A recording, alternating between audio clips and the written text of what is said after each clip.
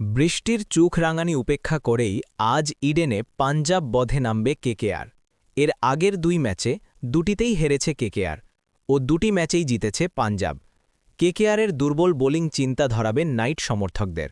দেখা যাক আজ পাঞ্জাব কাঁটা উপরে ফেলতে পারে কিনা কেকেআর।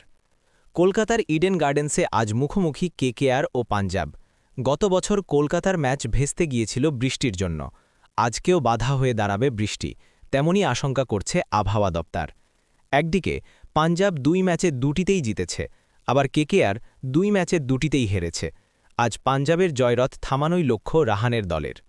বৃষ্টি থামছেই না, এখনও হালকা হালকা বৃষ্টি পড়ছে ইডেনে। মাছ এখনও ঘেরা রয়েছে কাভারে।